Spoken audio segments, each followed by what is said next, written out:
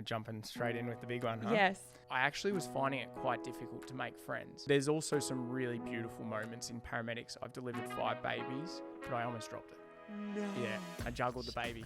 Are kids in the cards for you? I feel like social media was really not healthy for Lee. What if we never started YouTube? What could I have done differently? How didn't I pick up on this? That is the worst thing that's ever happened to me.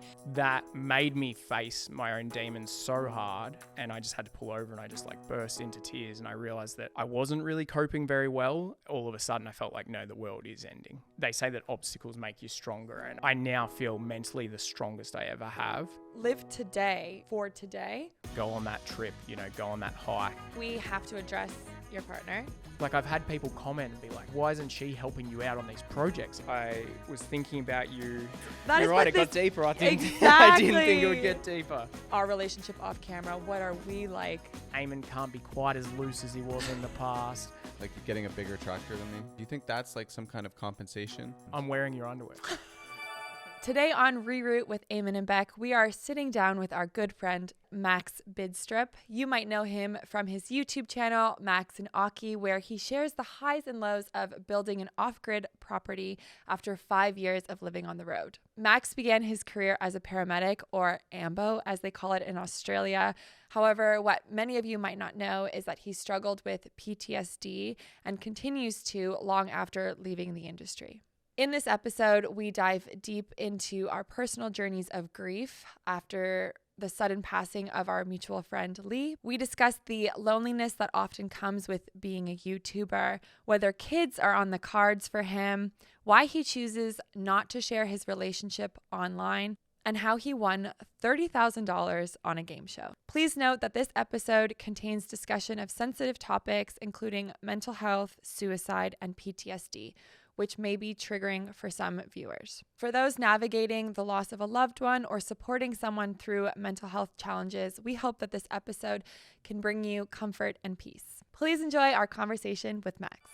Welcome back to Reroot, everybody. We're your hosts, Eamon and Bec, and today we're joined with a very special friend, Max.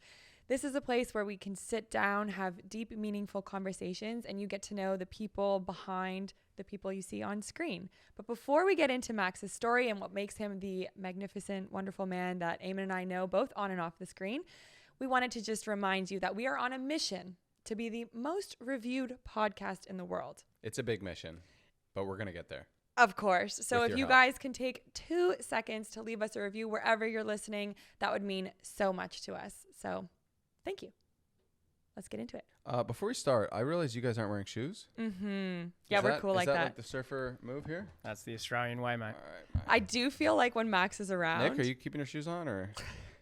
He's got socks. When Max is around, I'm like a lot more into bare feet. So thank you for bringing the grounded barefoot woman out in me. You're welcome. I also notice Eamon drops the mate way more when I'm here. And you know what? My brother, I was just leaving and he was talking to Craig and Eamon and he's like, I have this mate. And I was like, what? Adam said that? Adam said it. But he just wanted to be casual. So I let it slide. I didn't say anything. I drop it all the time now. It's not just you, by the way. It's like, it's a part of me. Yeah. I drop it in front of like tradies here in Canada and they're like, you say mate? I think it's one of those things. It's like Americans want to be Canadian. So they like, put the Canadian flag on their backpack. You want to be Australian sometimes because people just respond really well to Australians.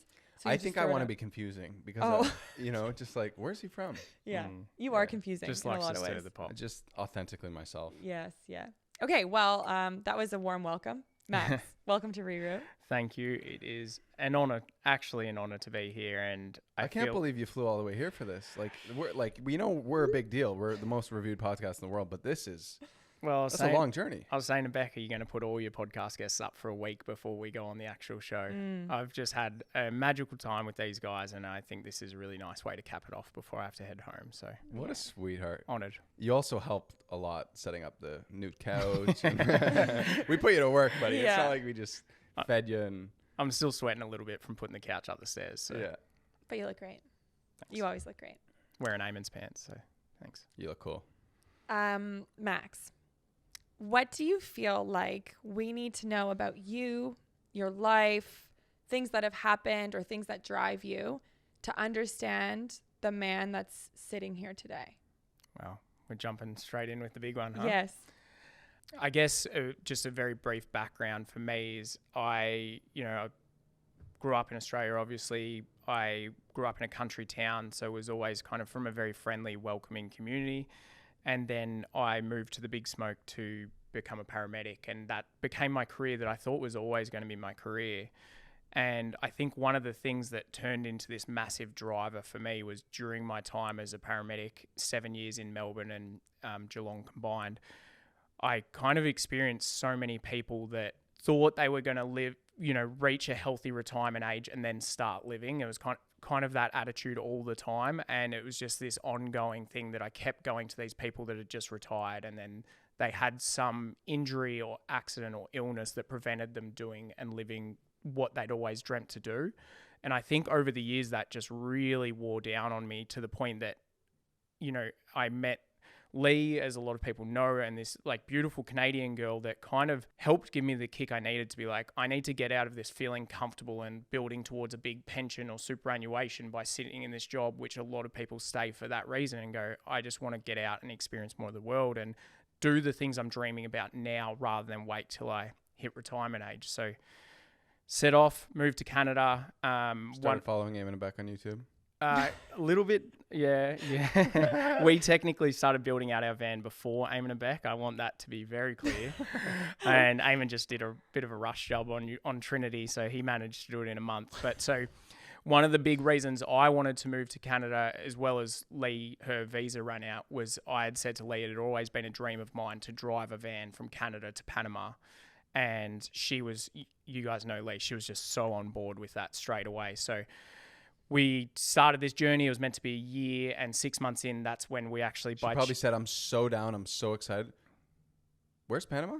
Yeah, actually. But 6 months into the journey was when we, by chance, ran into you guys. And I feel like that was just another one of those sliding door moments. We spent that beautiful week together, and that was kind of what pushed us into YouTube, which then has somehow pivoted me into a complete career change that I never imagined. I never considered myself creative. And so becoming this, kind of creative storyteller has been opened this whole new door for me. And really, I knew nothing about YouTube at the time. I didn't know you could subscribe. I remember asking Eamon at the beach when he was editing these videos, because at the time you guys were doing like vlogs every second day. And I was just living this carefree life and going, why? Like, this seems like so much work, which I think a lot of people still don't realize how much work that is. But Eamon's like, oh, we also make money. This funds our travels. This helps promote our tea business. And for me, that was so eye-opening that this whole possibilities kind of came that I never knew existed. And then kind of the rest for YouTube is history. Obviously, I've had some like channel changes and a lot of things happen in that time. I feel like so much has happened. Lee and I ended up traveling all the way down. We bypassed Panama, went all the way down to Patagonia, to the base of South America, which was just such a wild journey, and it is always going to be, for me, just such an integral chapter in my life, and it was so influential for me. But afterwards, that all wrapped up. Lee and I split up, which, I feel was just something that at the time it wasn't something that I wanted, but Lee had a lot of stuff she was going through as well. And so we kind of went our separate ways. I went back to Australia, and that's where I really feel my next chapter begun, was getting back to Australia. COVID hit. We're all in this strange situation where, especially for me, Victoria lockdowns were just so hectic, and I was on a farm on my own for, I think it ended up being 5 months, where I could barely see anyone. I saw my dad once a week, and that was it. And that was straight after going through this breakup. So that really made me face my own demons so hard. And I remember at one point I thought I was doing better than I was. And then I remember at one point I was driving the motorbike between the tool shed and where my van was parked. And I just had to pull over, and I just burst into tears. And I realized that I wasn't really coping very well. And I think it was the combination of the isolation, the breakup, just so much change. And I went and saw my doctor, who happens to be my second cousin. That's kind of a thing that happens when you live in the country. Okay. And she was kind of like, I think you need some like medication to help with this and stuff as well. So that was like my first experience with going on antidepressants, and really it was such a tough time in my life. But I also, I mean, I didn't mention, but I didn't have Occy, my dog, with me during that time because he was stuck in Canada, and he had kind of been my like one constant throughout my adulthood, and he wasn't there.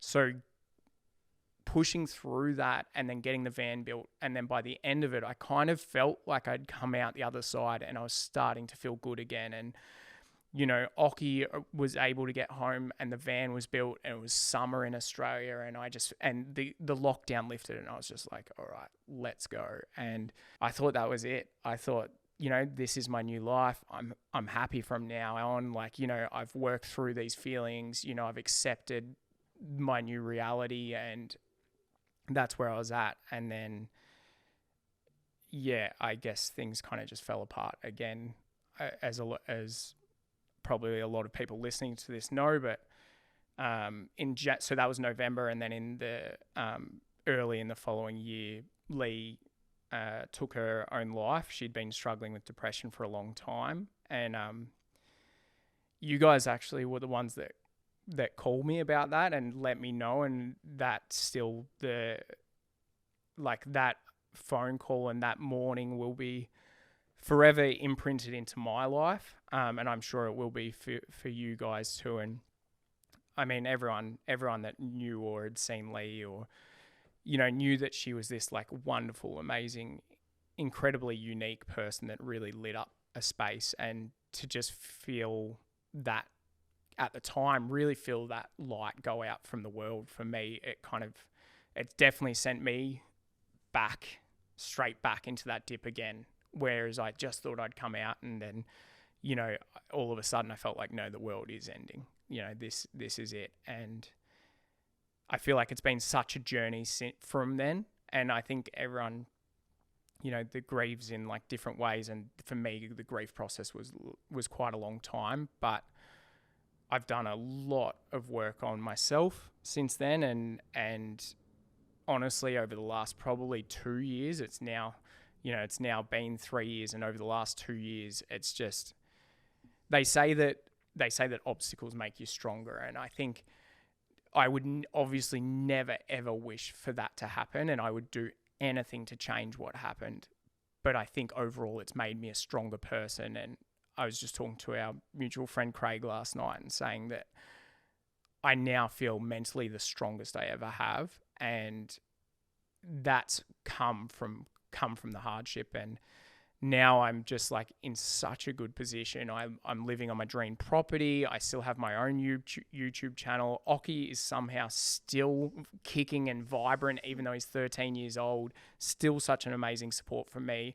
I have a beautiful new partner who I absolutely adore, and she just makes me smile every day. So I'm so stoked about that. And yeah, I guess that's kind of where I'm at. I hope that covered the bases. But it did, Max. I feel like there's so much to unpack there. But first, I want to pause and say I've seen you, luckily, over the last 3 years, once a year.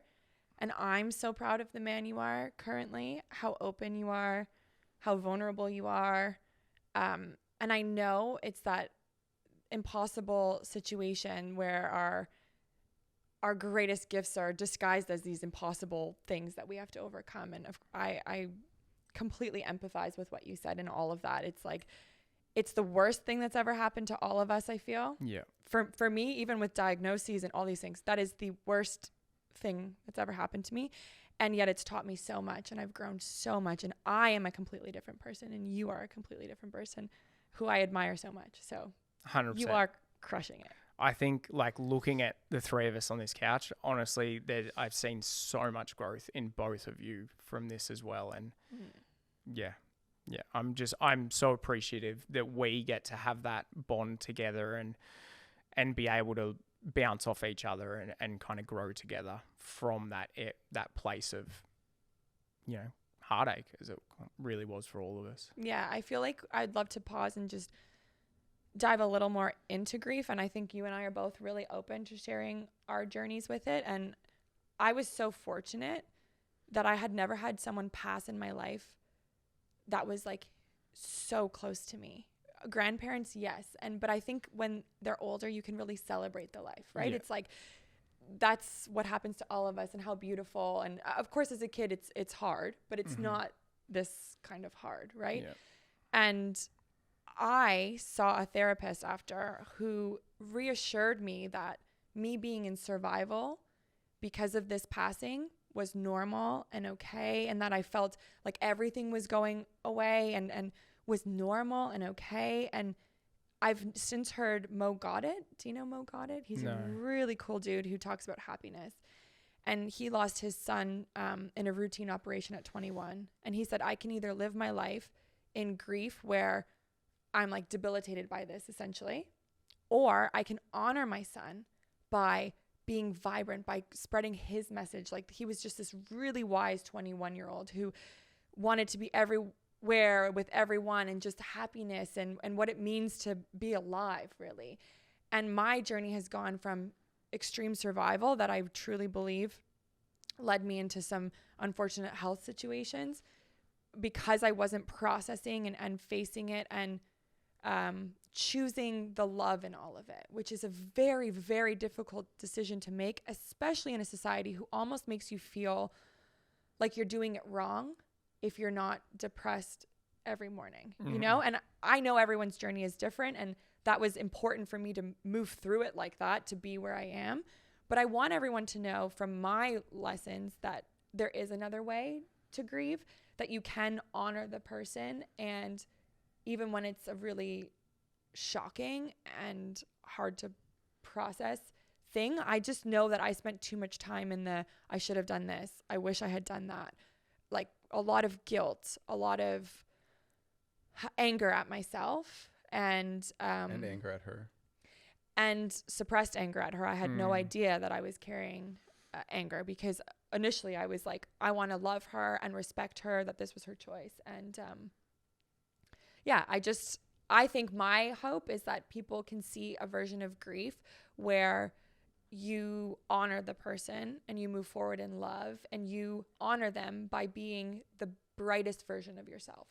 And if you're open to it, I feel more connected to Lee than ever, right? If you're open to it, you know, and look for the signs and talk to her, and, you know, she's still connecting us many years past her physical body not being here. Oh yeah. And I think it's very special, and yeah, that's a whole other world. But if you want to choose to believe that, then there's definitely signs and definitely messages, and it's really, really powerful. Yeah, I don't even know where to begin with the signs that she's given me that are as blatant as running into someone at an event with 2,000 people who is drawn to my energy with the name Lee, spelt Lee. And she doesn't know me and I don't know her. And it's like, I just know that Lee is saying, you can choose whether to believe this or not, but I couldn't be more obvious right now. Like, I'm here with you. Or going to a hypnotherapist. Yeah. An old Greek lady who has got these little, what are they called? Do you remember? They're like symbols. Symbols, old Greek symbols. And she goes, I've been working on this. I have 3 symbols for you based on what you've told me. Oh, you probably tell us better. But she basically gives you a symbol, and the first one you open up before you even get home literally spells Lee. Yeah. Like, I showed it to you the other night. Yeah. It's pretty blatant. It couldn't not say Lee. Yeah. Very blatant. Very cool. And she's so fun like that. Lee loves to just be and obvious and in your face. Yeah. While we're on this, I have like this whole like guardian angel thing going on where it's like, honestly, I'm not really afraid of death anymore. You know, death was always so far in the future as, you know, a 20-year-old, a 30-year-old. And now I just kind of feel like, not excited about it, but kind of like she's up there partying. She's definitely going to welcome us. Yeah, you know? she's got a good crew going for us to get up there. Yeah, I also feel the same way. Obviously, I've had to face the reality of death a lot lately, and knowing that there's a lot of peace and love there, and it's all good. It's all good. Yeah, I think the ironic thing is that people that tend to live in fear of death the most live the least. Like when you let that go, you can really start living your life and not be so like concerned about the future. And I think that ties into me saying like, don't wait to live your life. Don't wait for retirement to take.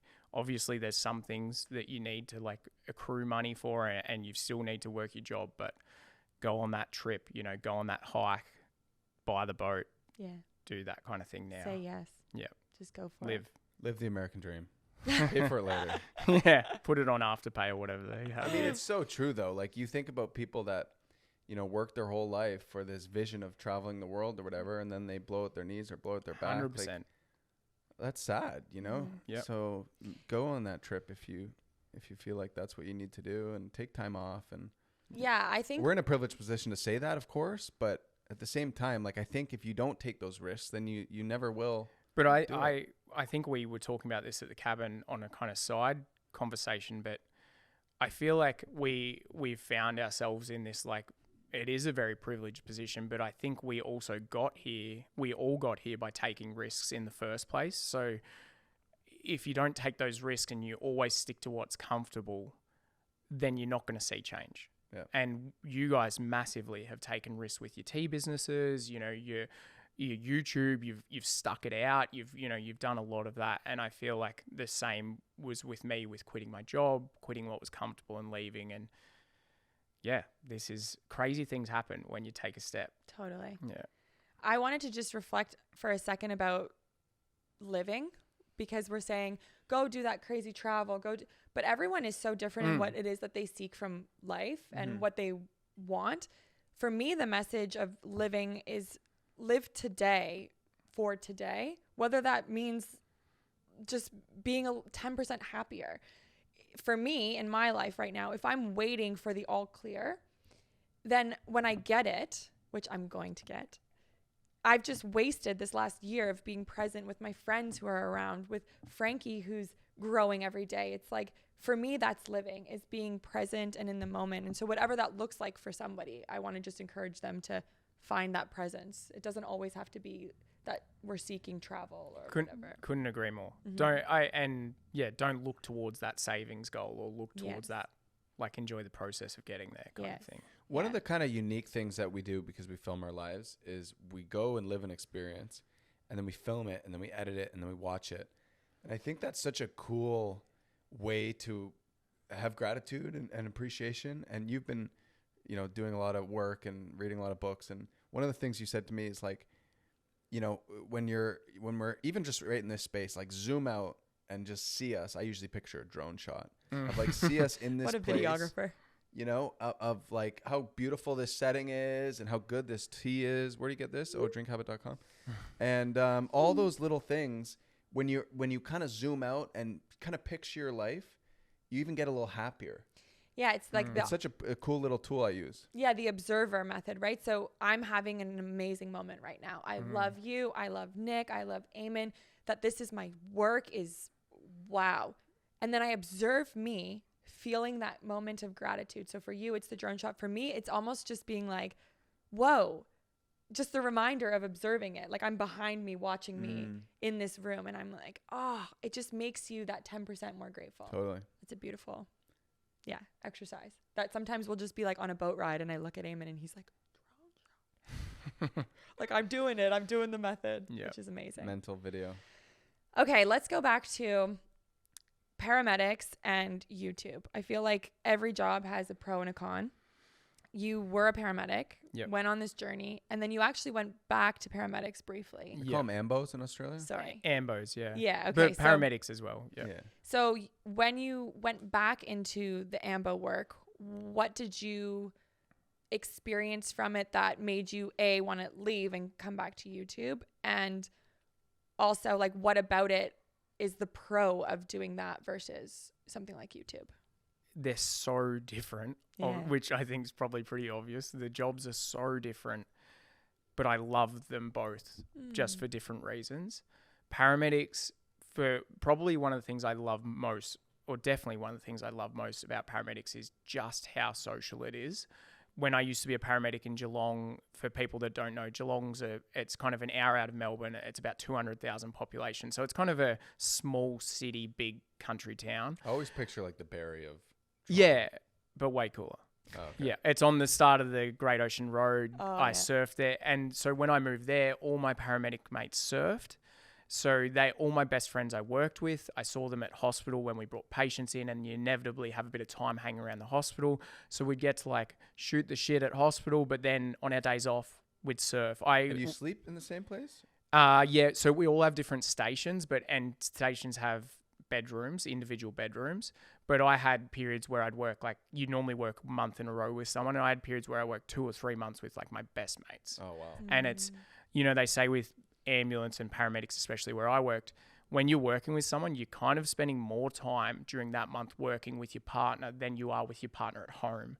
So you really, I think I had this lucky gift of being able to kind of chameleon to get along with no matter who I was placed with as a paramedic. I'd always find what their interests were, and we could always kind of make conversation work, because it is a lot of hours together, and you're doing long drives and you're doing hard night shifts. We did 14-hour night shifts, and speaking of cons, that was one of them that has made me just appreciate sleep so much more. One of the things I didn't like about ambulance, which is it's so reactive. You're not preventing any harm generally. So, sometimes you are, but it's very acute harm. But for the most part, it's very reactive. It can be very frustrating. Sometimes you get called to the same person again and again and again. We actually call them frequent flyers. And you're going back to this same guy, and then you're hearing a heart attack go off around the corner that you cannot attend because you're with this guy that's causing what seems to be really self-inflicted harm. And so it's hard to maintain that empathy ongoing and ongoing and ongoing when you're going back to the same thing. So I think that kind of thing really wears you down. But there's also some really beautiful moments in paramedics. I've been lucky enough, I've delivered 5 babies. And thankfully, all of them have gone really well. The first one was so close to making it to the hospital. We were in the hospital in the elevator and delivered her in the elevator because she just couldn't quite make it.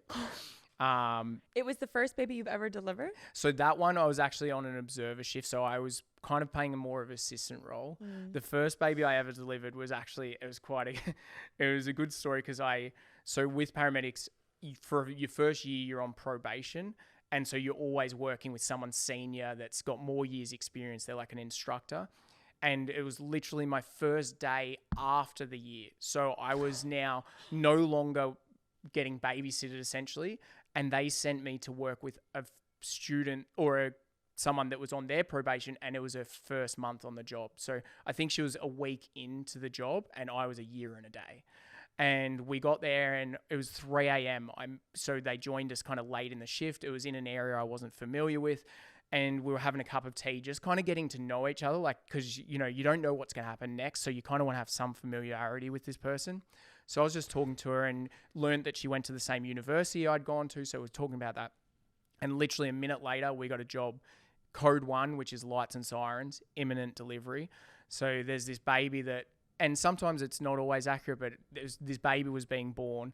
And this girl I was working with, just straight away, I could see the panic on her face. And I said, no, this is a good thing, because I know at Monash University, our university, the last thing you study is obstetrics. So I was like, I know this is fresh in your mind. You should be good. And she just turns to me. She's like, I remember nothing.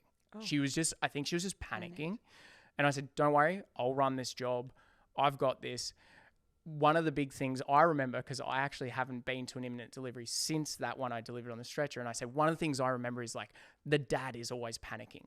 The dad's panicking, and that's part of the management. So it's like, shit, they told us, give the dad a job. And Dad's panicking more. Yeah. And For they said, sure. oh, for sure. And in my experience, for sure. And they said, give the dad a job. A really good one is get him to put some towels in the dryer. So when the baby's born, there's a warm towel to wrap the baby in. And she said, okay, great. I can do that. You take the reins. I've got that for sure. So we get to this job, and sometimes you get there and the baby's nowhere near, and you go, let's go to hospital. But on this occasion, we got in there, the mum's on the bed, on her back, and the baby's crowning, which means the head's on show. So this baby is about to be delivered. And I come in, and I've always prided myself on maintaining really calm. And I said, hi, I'm Max. This is my partner.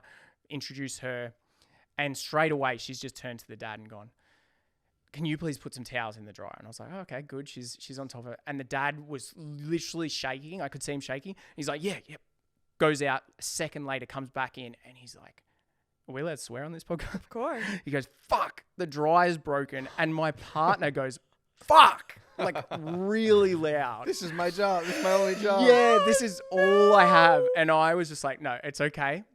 It's fine. We've got this. It's looking good. Like the baby's being delivered. Everything's fine. And so I kind of just talked to mum through it. We sat down. I just said to the dad, maybe have sit up at her head end and just, support her. And the baby was actually delivered really quickly, especially considering it was her first baby. And one thing I learned from that job, well, I learned a lot, but one of the things I learned from that job that I did from then on with my other deliveries is you always put a towel over your hands when you're catching the baby because they are so bloody slippery. No one knew at the time, and it was low to the ground. It was on carpet, but I almost dropped it. No. Yeah, I juggled it. I juggled the baby. But it went smooth. It was all good. Baby was loud cry straight away, super healthy, and gave it to them. And I said to the dad, I showed him how to cut the cord, and he was so freaking out. He's like, no, you cut the cord. So I cut the cord. Named it. I said, what are you going to call it? They didn't have a name yet because it was early. And they said, what's your name? I was like, it's Max. And they're like, this is Max. And so they named it Max. And that's probably my favorite job I've ever done. Max was real adamant on naming Frankie. He was like, I'm going to get this name, suggesting all these cool Australian names, but he didn't come up with Frankie. No, but Frankie couldn't be anything but Frankie Lee. Yeah. She's a Frankie Lee. Yeah, that's amazing. I don't know if we're going to get into more stories, but I feel like you need to tell the sheep story. I didn't know whether I told you that story. Yeah, we know the sheep story. Okay, yeah, this can be the last paramedic story, I feel. But whenever people ask, what's kind of one of the most bizarre things you went to as a paramedic. So I was working this job. I was in Altona, which is kind of western suburbs of Melbourne. It was nighttime, so everything was dark. And we got called first ambulance. We were the first ambulance on scene, but it was to a truck rollover, and it was on an overpass going onto the highway, a 100-kilometre-hour highway, and this truck had rolled kind of on the exit ramp that goes above the highway. So it had rolled, but it was still pitched, still managed to stay on there. And when we got there and the whole scene was dark because no one else was there. And my partner and I split up because we saw down on the highway a car had rolled. And so I was like, I'll go to this car, you go to the truck driver, let's divide and conquer and kind of see what we've got here. And as I walked under the bridge in this really dark environment, I stood in something and I was like, oh my God, what is that? And what I realized was that this truck had been, it's quite sad in that the truck was full of sheep that I think actually were on the way to an abattoir, but it was an open top truck. And when it rolled... Abattoir? Is that a nice way of saying slaughterhouse? Yeah, we call them abattoirs. Yeah. Oh, wow. Yeah, so they were on the way to the slaughterhouse and this truck had rolled and it was open top. So the sheep were raining down on the highway below and they were falling off this overpass. And that's how that car had rolled, was a sheep had gone through his passenger windscreen when he was driving at 100 kilometers an hour, and he'd freaked, jammed on the wheel, rolled at 100 Ks. No airbag had gone off. When he walked towards me out of this car, covered in blood. And I was like, whoa, bro, you need to sit down. He's like, it's not my blood, it's the sheep's. Oh. And somehow, old Holden Commodore, Nick knows, but somehow he was without a scratch. It was unbelievable. He didn't even want to go to hospital. I had to make him go to hospital. But did he need to? What about the sheep? So the sheep was gonzo. Oh, that one for sure. But they kept raining down, and that was kind of the hard thing, was they were raining down, then they were landing on other sheep. So the initial ones all died, but then the ones landing on top were kind of bouncing off and surviving, right? And so there's this weird scene of these sheep raining down. Then my partner had already by then come back. The truck driver was completely fine, but there was this other car involved. And so I'm trying to help this guy covered in blood. And I turn to see that this sheep has landed on the bonnet or the hood of this other car. The 3 beautiful German backpackers inside, unhurt but very upset. And my partner's got his arms around 2 of them, just consoling them. I'm like, shit, I went the wrong way. What, 2 chicks? 3 Three. chicks. Oh, 3 good-looking Yeah. German chicks? Yeah. But just to add to that story, we transported this guy to hospital. They asked us to go back to that scene because it turns out they were going to get people from like the RSPCA, the Humane Society for the Pets or for Animals, to come and put down the surviving sheep because a lot of them were injured and stuff. And they wanted an ambulance on scene just in case there was a fuck up and someone got hurt, because there was all media there by this point. So they're like, you guys have already been. Do you mind going back there? Not because the big thing in paramedics is not overexposing people to like potentially traumatic experiences. So You've already been traumatized by yeah, essentially it is. sheep. It really is. It's about like minimizing, and I'm very for that, is like, Yeah, of course. minimizing exposure, because PTSD and things is such a big thing in paramedics. But so we go back and they're rounding up all these sheep to be put down. But I was a bit conflicted because some of them were fine, right? And me and my partner spot one sheep that's like way away from all the others, and he's kind of, you can tell he's like on a mission, kind of getting away. And these cops were there with the job of rounding up the sheep, and I saw one of them like turn and he was going to see this sheep. So I kind of nudged my partner. Me and my partner were like, "Oh, can you come over here?" and like dragged him away. And this sheep made the news the next day because it was the only surviving sheep, and it was 10 kilometers down the highway, and it got rescued and sent to like a farm sanctuary. No way. So it was That's the epic. only sheep that survived. I've always loved that story, but that end is just the most heartwarming thing, that the one Yeah. was like, I got this. and The now only thing he's better not. would have been like, that's like Occy's roommate now. We adopted. Yeah. yeah. Come on, Max. He's Yeah, well, on I the mean, property. if I had the land I had now, maybe I would have Yeah. adopted it. But at the time, I was renting a house in Melbourne, so don't know how that would have gone. So you just quickly touched on PTSD. Do you suffer with any of that stuff? Like you've that's obviously like kind of a sad story, but Yeah. I'm sure you've been to some more traumatic. Yeah. calls. Yeah, I've been to some horrific stuff, which I won't really get into on this, but yeah, at the time, honestly, I thought I handled it really well. And I thought I was okay. And I remember when I told Mum that I was quitting to move to Canada, she was the first that was like, I'm really glad to hear that, because I think you've seen, because paramedics is kind of really luck of the draw. You can We've never met your mom, but is she a therapist? She's a psychologist, yeah. She's amazing. And so you go through this. Well, she's actually now working at Bunnings in the nursery, just living her best life. Good for her. She's decided to take a step back, and yeah, she's just living the life. But she was like, "I'm really glad you're taking this." Bunnings is a Home Depot. Yeah, sorry, Bunnings is Home Depot. But she's like, "I'm really glad you've taken this step, because I can see that it's kind of weighing on you. You've been to these like really big jobs." And so I was like, "Oh, okay, yeah, I do feel like I need a break." But funnily enough, I think PTSD can kind of come when you have no idea it's coming. And when it came for me, I was driving. I can still remember I was driving through a state in Mexico. Lee and I were listening to this podcast, and in it had about young children that had been essentially mistreated by a medical practice, and they had some like horrific outcomes.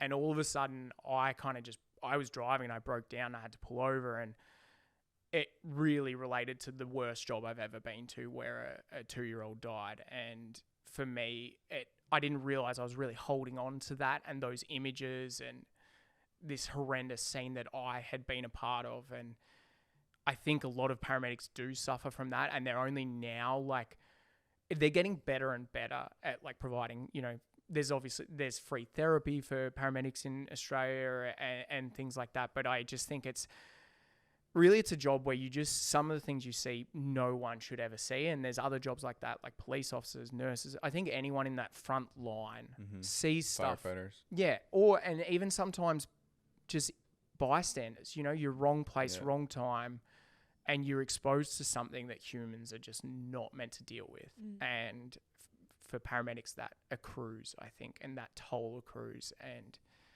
I think that's why I feel, and a message, I guess, that ongoing for me has been like talking about your mental state and mental health, because unfortunately as well, paramedics has one of the highest suicide rates in Australia. I've had colleagues that I know die by suicide, and it's because, and often they're male, and it's because they don't talk about it. They just bottle up these things they've seen. They don't talk to anyone about it.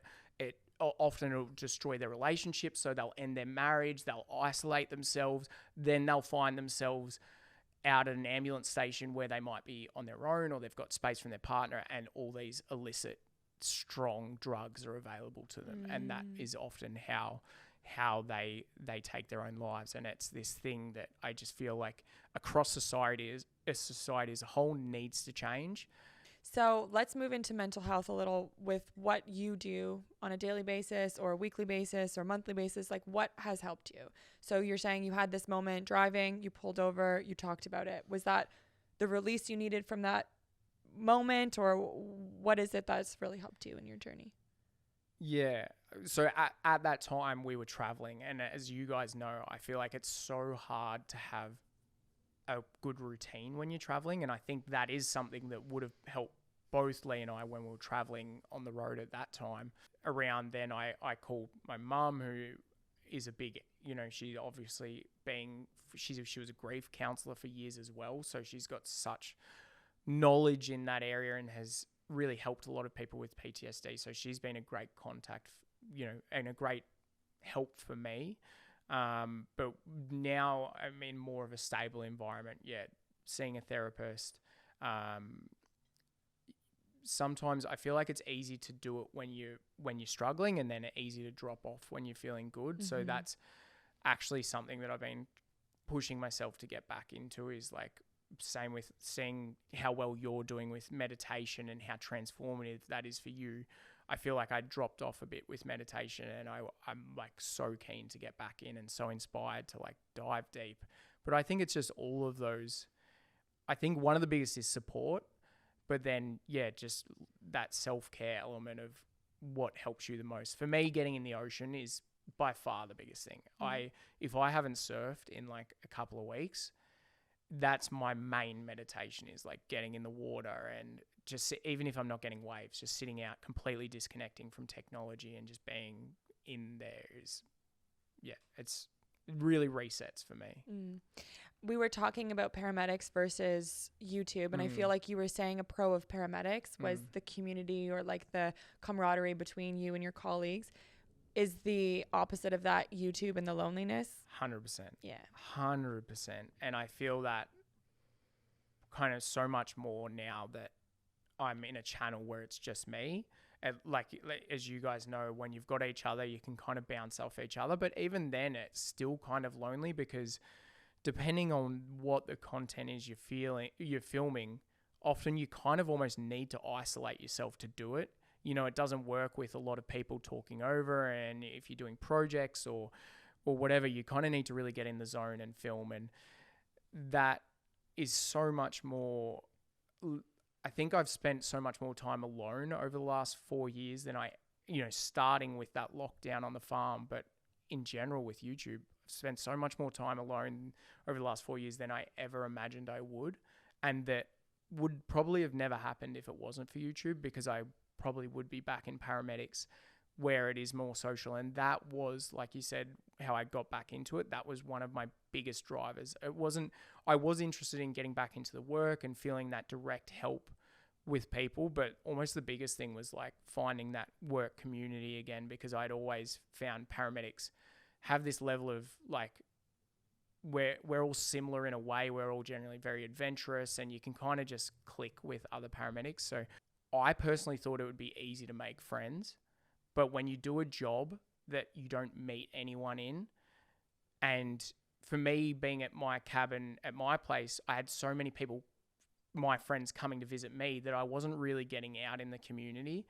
So I actually was finding it quite difficult to make friends. And I think a lot of people wouldn't imagine that watching my stuff, but finding that local community was really hard for me. So doing local paramedic shifts in the area really helped with that. And I've got some friends that live nearby that are paramedics, and I love it for that.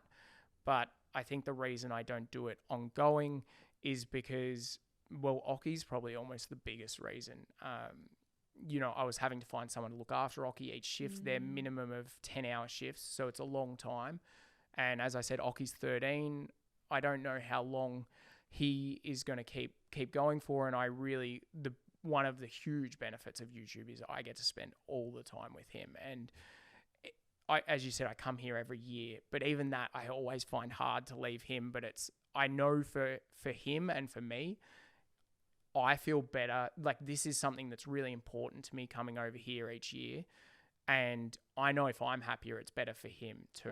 So yeah, being able to spend time with Occy is a dream, and being able to build my own property is an absolute dream too. Max loves dogs. I was just just said- admiring how much he loves He dogs. just said to us the other day, he said, I know it's a little morbid, but if you guys die, could I be Oso's godfather? And I was like, dude, 100%. Yeah, it just felt so right. So Yeah. Max is officially the godfather of Oso. Yeah, another honor, and I can just imagine, not that it will ever happen, Yeah. but if Yeah. Oso would love Australia. Oh, yeah. He would love Australia. He'd be a chill dog too because it'd be so hot there. He'd just chill. I was actually thinking a little bit more of logistics, like just in case, about it, and I would fear that he'd take down some patty melons on my property. Oh. Oh, so, he'd take down anything. so I have patty melons on my property. They're these like mini adorable kangaroos, Yeah, and they're good fun. they're super fast. But I think Oso, he's a born hunter, He so loves to hunt. there'd definitely need some training going on there. Yeah, good luck. But yeah, I would love to have him. I would go through the training. I think him and Occy would scrap hard. Yeah, they're both real alphas. Mhm. I think a lot of people don't realize that about Occy, but he doesn't back down to even dogs he probably should. And I would Occy at 13, I would put Oso in that basket of Occy should back down to him, but he wouldn't. So yeah. I am sad that they're never going to meet, but I say Oso's like my favorite North American dog and the most handsome boy in North America, and so- Occy's the Southern Hemisphere. They kind of had to leave hemispheres to make space for each other. It's Occy true. had to come south because they couldn't compete. Yeah. It's you know? true. It'd be It's too so much. true. Yeah. How do you feel you've found a balance with loneliness in YouTube?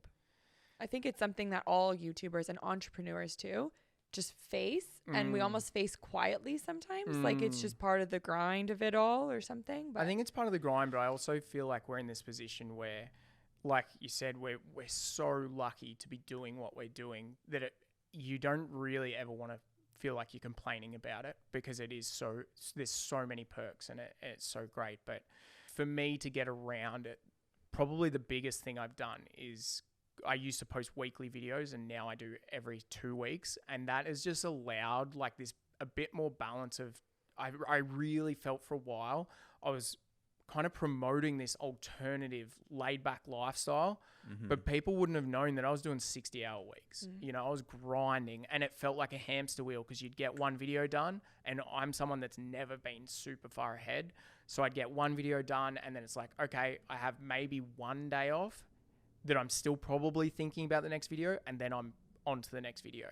So that giving myself that extra week buffer, I'm sure it's hurt in terms of maybe, you know, views or something like that. But what it's given me is this like much more work-life balance where I can go out and I can foster because I was finding as well, I would meet people locally, but then they'd be like, hey, come for a surf. I'm like, oh, sorry, I'm in the middle of a project. And you can only do that so many times until someone stops trying. So this extra week off's given me the breathing space that when that opportunity arises, I go, shit, yeah, let's go surf. And when the surf's good, for sure, let's go surf. So it's just allowed me to find that balance and get that community. But I also think in the past, one of the things I'd do, because I was in the van, I would go to an area, I'd be there for like 3 months, and then go, oh, well, I haven't found community, I'm moving to another area. Whereas now that I've actually like bought this property and I'm like, well, this is where I am, I've kind of allowed myself to go, well, it might not happen in 3 months. It might take a year. And now I've been there for a year. It's funny because now I'm like, whoa, I need to I can't have too many people.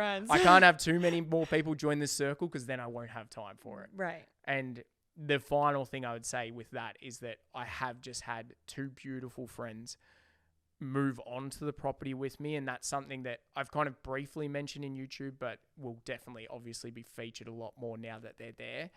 And one of the big parts of that is in my area, because it is more isolated, a lot of people that live on land there live in communal kind of spaces where there's multiple houses on that land. And when they run into me and say, oh, you're living there, and they're so surprised when I say I'm living on my own, because it is isolating out there. And then you're doing an isolating job and you're not going in for work.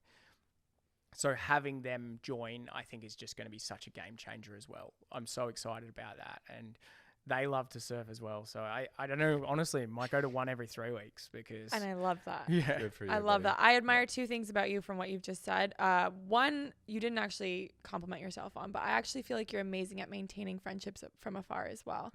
I really admire the friend that you've been to Eamon, especially throughout the last year and a half when he's really needed friendship, and somehow you did that from across the world with a crazy time difference. So thank you for being that for Eamon. And obviously we're tight too, but you know, for some reason, I don't know, I guess we haven't really talked about this, but I think for some reason we don't really message much. Like we're not really, but when we're together, we're real tight. Oh yeah. So it's like, it's more, which I'm so down with. Same. I hate messaging. Well, So that's why I me think too. it is the truth, is because I'm just never on my FaceTime phone. you at 3 a.m. Yeah. I don't even look at what time it is in the moment. I'm just like, oh, I'll give Max a ring. Yeah. Yeah. But I think that's a sign of beautiful friendships, right? Like, is that you can go away for a year and come back and it's like nothing. Like, it's not even like nothing's changed. It's like so much, really, every time I come back, because it's a year and then next year you guys are coming to mine. But when I come back, there's just been these massive milestones happening in your life, good and bad. Yeah. All good, Max, actually. Oh, yes. Sorry. All good. It's all mindset. But to be able to be a part of those stages, and it's so funny how like so many stories you guys have. I'm like, I was there for that, guys. I know. Somehow a lot happens when I'm here. So I love that. We don't do any. As soon as you leave, we just hibernate. Yeah. It feels like that sometimes. I think what you were touching on is that we've evolved together. Even though Yes. we're apart, we're really all evolving and like changing. So the change is met with change, which is beautiful. So do you think like, just going back, I'm just thinking about a listener who doesn't have a relationship like we have. Do you think that's like obviously we're just so similar that we connect on so many things, but like, do you think, I mean, also like sharing such a big loss, I think really cemented our relationship. Oh, yeah. Do you have any advice for people who don't have like really close friends, like how they can work on that? Or Yeah, I mean, like I said, I've found it really, like locally, I have found it tough. And I just think, unfortunately, the way the world is going with social media and stuff, there's a lot of people that think that this substitution of being online and seeing what other people are doing is some form of social, when it's just so different. The feeling, you know, we've talked about it, Eamon, but you know, you get off scrolling on Instagram and almost always I feel worse. Like I don't feel better from it. And so I've really tried to limit myself from that. And I think the biggest thing for anyone listening is like, look at community groups. And that's what, so my partner, who is potentially looking to move to the area soon, she's concerned about meeting new people there. So she's like already, she's so much more organized than I am, for starters. So she's already looked at joining the local book club and things like that, just to find people that are on similar wavelengths. She's going to do a ceramics course because she knows like in that course, it's something she wants to do anyway, but it's also a great opportunity to meet someone. So I would say like, follow a passion, and then you'll find someone else that's passionate about the same thing that you might just click with. Maybe your new bestie. Yeah, I love that. Yeah. I feel like we have to address your partner. And what I'd love to address about it is your choice to keep it private. And when we asked our community what they wanted to know about you and the questions for you, it was overwhelmingly, do you have a girlfriend? who's this Mr. Girlfriend? When do we get to meet her? And all How that come she stuff. was on the Eamon Bec channel first? Because Eamon is a wild man. So she did sneak in the background on your channel first. So I guess it's, for starters, the reason I haven't even been addressing her by name is because I feel like these days people are so good at, if they hear a name, they might go on my Instagram, they might look at that name and narrow it down and stuff. And Be pretty easy to find. Oh yeah, for sure. And so I kind of do that because obviously I've got this past history of having a relationship that was never meant to be, but ended up becoming very public, like because we filmed together. And I think some people that watch my videos or that know me through social media might just assume that my next partner is going to join the channel. And I know for the most part, I think most people are just genuinely happy for me and genuinely so curious to meet someone that I obviously think is so amazing, which she totally is. Yeah, She we is. also think she's Yeah, amazing. you guys have met her via FaceTime. She's such a boss. And honestly, yeah, I said she makes me smile every day, and she does. But she's just the warmest human being. And yeah, so I guess the reason behind not putting her on the channel is because I've obviously had this experience in the past, which I think most people can understand was ended up just the way it happened was extremely hard for me and extremely difficult. So there's that element of it. But I also think she has her own career, which like I've had people comment and be like, why isn't she helping you out on these projects if she's been around for a while? And I'm like, well, she's a girl boss. She's killing it in her career. She's taking big steps in that. So she's actually working and got her own job that I love, that she's got her own passions that are separate to mine. I think that's super healthy. We obviously connect on so many things, but when she wants to excel at that, I'm super supportive. And I also just think that it helps keep romance in the relationship when not all you talk is business. And I know you guys have experienced that. Lee and I, when we were filming together and in a relationship, we really felt that sometimes the romance went out of the relationship a bit because you're often talking shop.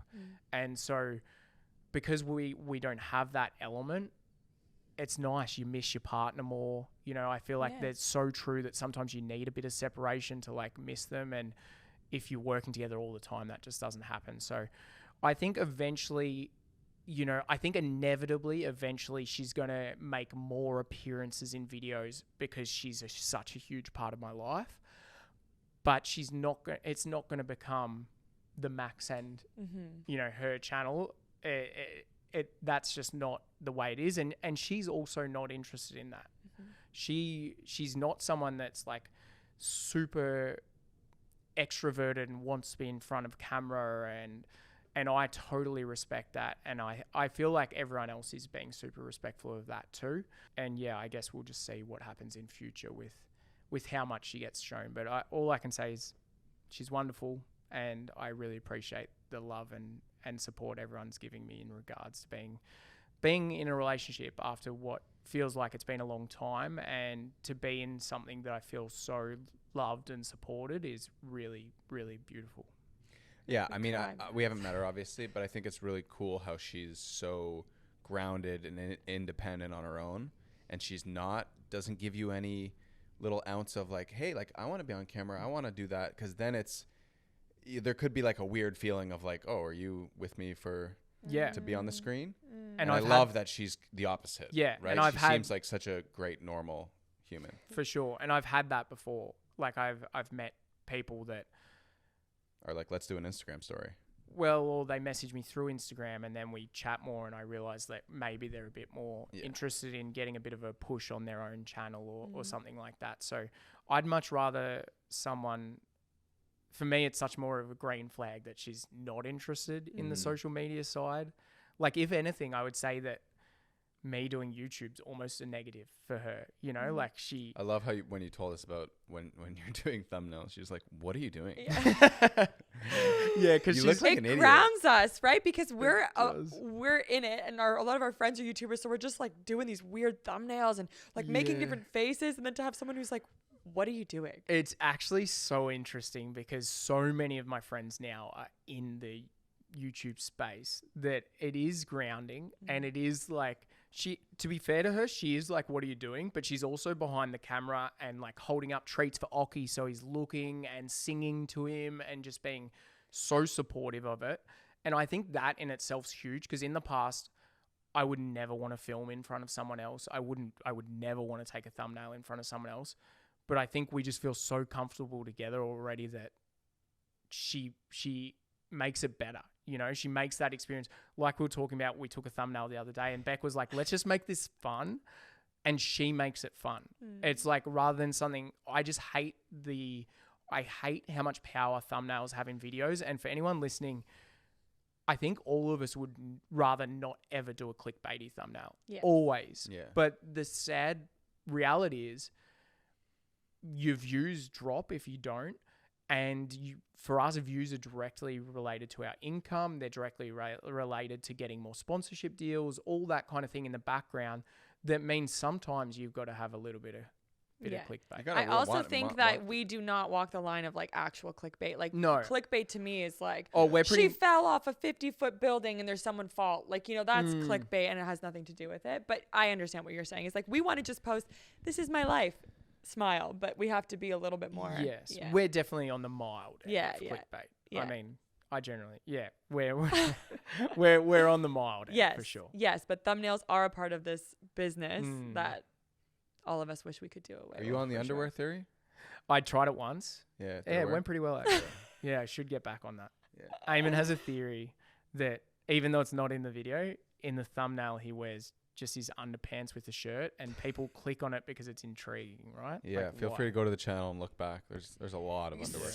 Sort our videos by most popular, and often Eamon's in his underwear, which is funny because it just looks like short shorts. You don't wear tight underwear. You wear like more skin. light. What do? I don't know if it's that they're not tight. I think he's due for some new underwear. Yeah, they're getting a bit. You have the exact same ones. I'm wearing your underwear.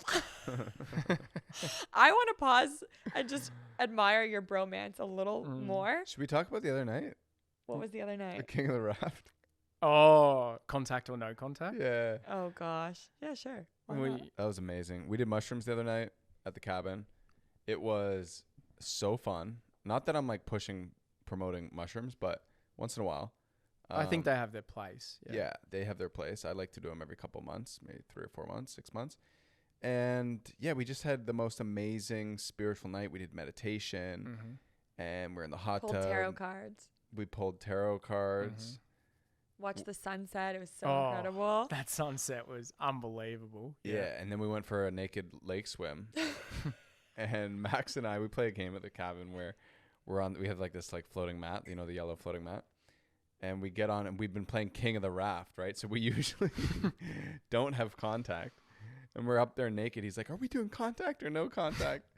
And we're just standing there naked, Bec's in the water, just laughing. It was just like I think one of those moments where I want that drone clip in my head, right? Oh, yeah. That's one like, I mean, it sounds weird to say I want to take like a memory shot of that because there's certain parts I wish I could unsee from that that battle. But yeah, that was just, cool memories. That was living, so bro. Fun. That was living. Yeah, exactly. That is living. 1000%. What do you feel like your relationship with social media is like? Like, you know that I'm completely off it. And on top of that, what would you recommend to people as someone who's focused on their mental health, has a presence online? That's something that I find really interesting. Like, don't consume any content online, and yet to make a living, you consume my content, which is I think maybe why I don't post, like you don't even post much on Instagram anymore, is I feel like Instagram is probably one of the most toxic platforms. It's just so quick, and I still feel like our long format videos, there's a place for that. Like, I would still watch a YouTube video, but I would not be on Instagram. So just throwing it out there, the idea of social media, where are you at? What do you consume? Where do you draw the line? Like, how do you set boundaries? And yeah, so I feel much the same. I think I went through a real, like, if there's a love-hate relationship, I went through a real hate relationship with Instagram for a while, especially after Lee's passing. And then I think ongoing, I think because I feel like social media was really not healthy for Lee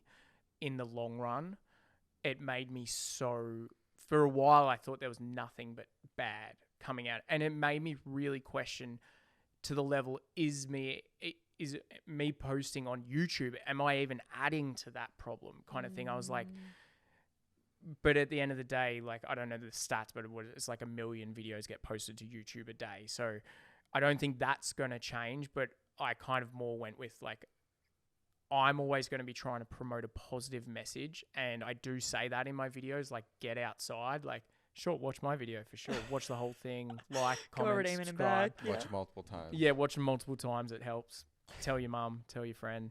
But then go outside, you know, get off that. And I, for like talking on Instagram, I have deleted it before. And if you look on how much I post, it's also extremely infrequent. But then every now and then I find it's just got this power to suck you back in. And for me, like, I think my mind told me the excuse is that some people message me through there. So I need to check my messages to make sure I'm not missing anything important, because sometimes they're work messages. Sometimes they're even really good friends that for some reason message me through Instagram, who most of them I've told don't message me through Instagram because it can be such a long time till I look. But that gets you back in, and then all of a sudden I'm scrolling again. And I mean, at least my algorithm, it's all dog videos. All of them are dog videos. So I do like that. But I still don't love the platform. And it's something that it's still such a work in progress from me. And I'm by no means perfect with being off it, but I'm really trying to limit my time. And I just think, like, we were talking about that Social Dilemma documentary that came out a while ago, and about how the people that work for those platforms don't even let their kids go on them. And that scares me, kind of thing. Like, so I don't think it's all bad. I think people can get some good feelings out of there, and there can be some good connections. But I think, like everything, it's got to at minimum be in moderation. Yeah. And that's what I try and at least do. And that's what I mean. It's so lame if, like, you're hanging out with people and they're all on Instagram. Like, I think when you're around people, putting the phone down is so important, and like actually just chatting, pull out a habit card and have a conversation. You know? Exactly. Yeah. I feel like I heard the woman from Bucket List Family, I don't know her name, but she said something along the lines of, we realized we could put out nothing, we could contribute to the bad, or we could put something out that's good and promotes messages of getting outside or mental health or whatever. And so I feel we all fall into the bucket of we're putting good out, and that's what keeps me posting. Otherwise I'd be like, peace. 100% agree. And honestly, I think that's so reflected in our audiences. Yes. People always tell me that they'll go in like the comment section of my video, which is interesting because like they probably might even spend more time in there than me. But people tell me they go in that and they're mind blown by how positive it is. And I think your audience is often such a true reflection of what you're putting out there in terms of content. And I know yours is the same. Like, people are so engaged and so invested because they see you as friends. And I love that. I think that, like you're saying, long form is healthier. I think that's such a healthier connection to be able to do, rather than this like instant gratification 10-second video, move on to the next one. So yeah, our audience are a killer. They really are amazing. And like you said, it's an indicator. Like, if there's a bunch of things happening in the comments, maybe you weren't your authentic self in that video or whatever. I saw a question come through. This is like about us, which is a bit weird, but a lot of people want to know our relationship off camera. What are we like? And I just thought that was an interesting segue from where you were going. So what are Eamon and Bec like off camera? Do you know, I love that because once again, I feel so lucky in that the people that I've met through YouTube, like I met you guys obviously before YouTube even began, which I think is really cool in itself. For me, that it's like I knew you when it was obviously for you, it was growing, but like you had Chaiwala was really like your main thing back then, right? And I feel so lucky in that the people I've met through YouTube are so genuine off screen. And I think that's also a bit of a, like, I wouldn't be friends ongoing otherwise. Totally. You know, I think people that try and maintain a relationship just because it benefits their view count or something, you see through that really quickly. And for anyone wondering what Eamon and Bec are like off camera, I would just say, like, honestly, exactly the same. But I've got a lot of friends back at home that follow you guys. And so they'll often say, oh, you know, like, yeah, what are they like? And one of the big things is like Eamon really that like out there off camera. And I'm like, if anything, I think he doesn't tone it down, but like it's more than rather than less because you do have to be a little PG friendly for YouTube, right? Like, you don't, like, to a degree. Yeah. Like you know, you talked about mushrooms now. You probably wouldn't talk about that on your YouTube channel. I'm not sure. Yeah. But If it weren't for me, he says all the time, he'd have his own channel where it I would think just Bec be. makes me a little more PG. It would be Yeah. blown up Well, though. there you go. Maybe you wouldn't have much of a community. Yeah, 'cause or it'd you'd be massive. Yeah. Okay. Could be either way. I mean, Eamon and I have talked a lot about, like, more dreamt a lot about if we could live next door to each other and have our own channel as a partnership as well. I just think that would be That'd be so great. different. I don't think people understand how different that would be to our current channels. But, oh, boy, it would be good. Yeah, it would be Yeah. really fun. Yeah. The thing Really is, fun. the hard thing for me is that Eamon and you openly admit that Australia is the place to live. Yeah. Australia is where it's at. But I totally understand your family is such a beautiful family that you've got here that you can't leave them. And, even though it breaks my heart a little bit, I accept that. And Max, the other day, we were sitting in the back of the car. He's trying to say, like, well, if you move there, like, my family's great. Like, they'll become your family. Aww. I was like, yeah, but what about my family? He's like, Yeah. well, no, you'll get a new family. well, and also I feel like for sure your family will visit, So He's really trying. I don't think there's a world just in not which happening. we'd move there, especially with Frankie in the mix. It's No. just, as you know, but I think we a need summer to do a better job at of your coming for winter holiday house. Yeah. you I'm know? in. You'll settle for that. Yeah, I'd accept that. Yeah. What has it been like to watch Eamon and I become parents, and how are we different from pre-parent life to now? Yeah, well, so I came here in January, so I was so lucky to be able to swing that. I already had a trip planned. I was going to Mexico, and so I was able to add on just under a week here and meet Frankie when she was only 2 months old, and so squirmy and squishy, and she was actually quite, I mean, every baby's perfect, but she was a bit trickier back then because Yes. you really needed one-on-one attention full time because you had to entertain the girl. She couldn't lie still. And so that was really, I think, seeing you guys in that parenting role where it was not just parenting, but it was really hands-on parenting. I mean, it was amazing to see, but it was this like, whoa, this is a shift. Like, perhaps Eamon can't be quite as loose as he was in the past. Bec is just such a natural mum and like singing to her and stuff. Like, I feel like for you, it was like, this is just a meant to be stage. For Eamon, I think he always wanted kids, but I still think it rocks me more to see him with a kid. And Rocks me too, mate. I think Yeah. it rocks him. That's exactly why. yeah. Whereas coming back now, a bit over 6 months later, Frankie has settled down so much. So like she's so much more chill. And I think often a more chill baby is reflected in the parents. Like parents can really chill out. But that's also work on your behalf, right? Like I've been involved with parents that really struggle to have any separation from their baby, and to the point that they eventually realize perhaps that's a little bit unhealthy for both the baby and the parent. You need some downtime. And I think you guys are so great at giving yourself space. Bec, you're doing your meditations all the time. Eamon really makes space for that each day. And you both make sure you're getting your own little bit of, something for me in around parenting. And I think you guys are killing it. Crushing Thanks, it. Max. Max stepped in as a few times as the father Yeah. during that. I got sick one time and he went to the 2-month doctor's appointment. Mhm. Yeah. Had to give Frank a shot. And so I've seen it, Max. You're an amazing father or future father. Are kids in the cards for you?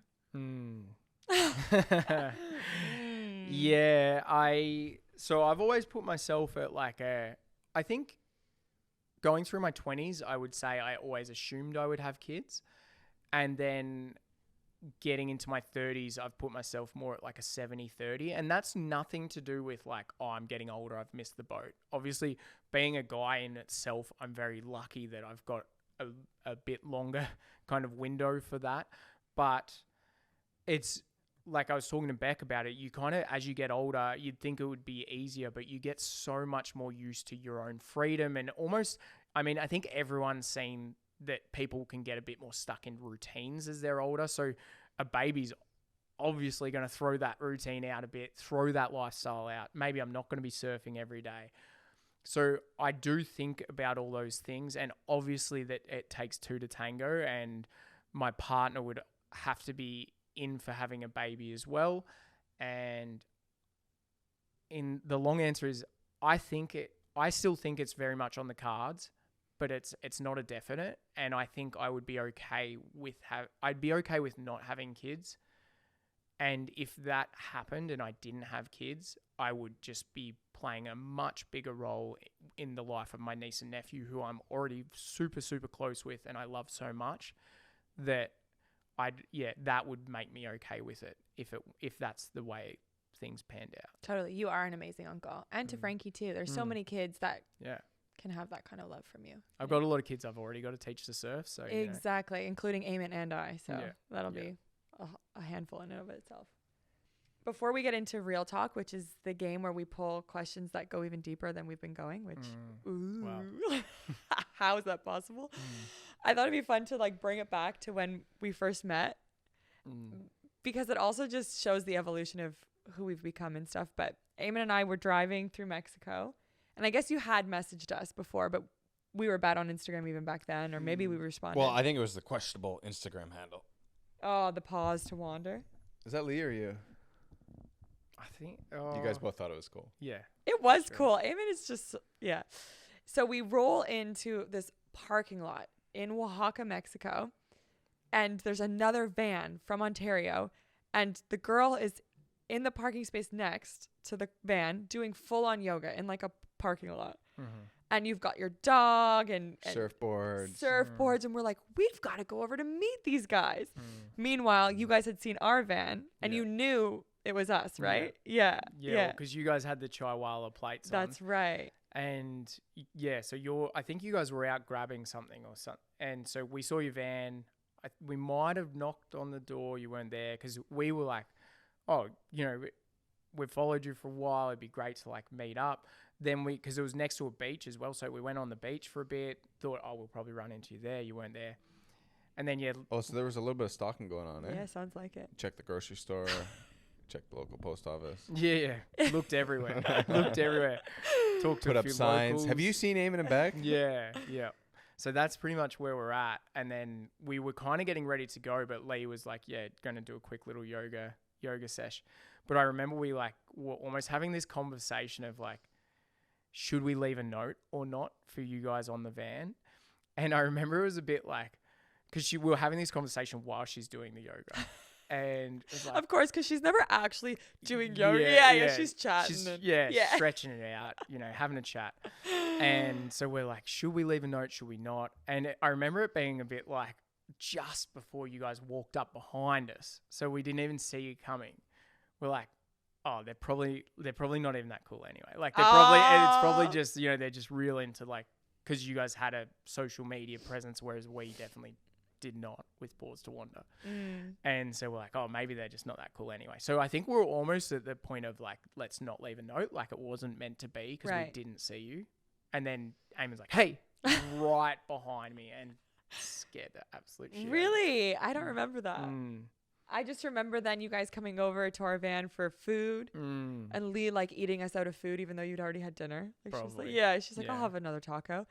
And then we ended up spending a week together, encouraging you guys to start a YouTube channel, which sometimes I feel, I know it's all worked out for the way it's supposed to, but Yeah. I think it's very hard to not have what ifs. And I think that is so completely normal in any situation where something like the worst outcome happens kind of thing. And, I've definitely thought that as well. Like, what if we never started YouTube?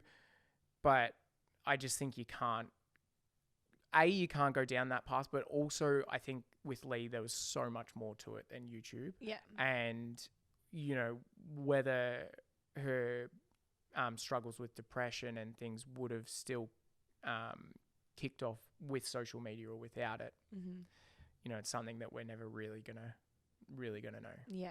What part But did you see signs of that when you were dating? Of her having depression? No, so we met at the start of 2016 and we met you guys early 2018, and in all that period Lee had been you guys obviously met her in that state, the happiest, most vibrant, absolutely lights up a room. And that's, I mean, to be fair, when I met Lee, she was on a working visa in Melbourne, on living her absolute best life, loving being overseas and traveling and fulfilling stuff she dreamt about. And so she was in a really good place. But I also, you know, I've talked to her family about it since, and there wasn't like a that's why I think it was such a shock to anyone that wasn't close with Lee in probably from like 2019 onwards, because it kind of, honestly, it felt like it came out of nowhere. And with the social media side of things, when she started struggling with depression on the road, we were getting, it was pretty much all positivity. Like we weren't getting any negativity then. It was pre like those videos from the guy who did the roast videos, and it was pre all of that.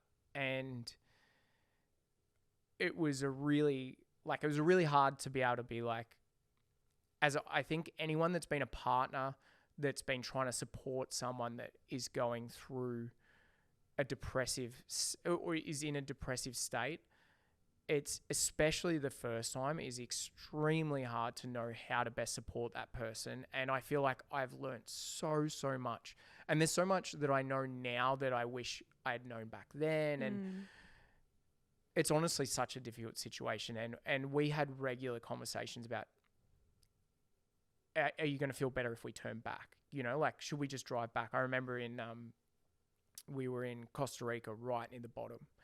And because it was getting closer to essentially the base of Central America, where you had to ship the van across, that shipping your van across from Central to South America seemed such a big, you can no longer just turn the van around and drive home. It seemed more of a commitment.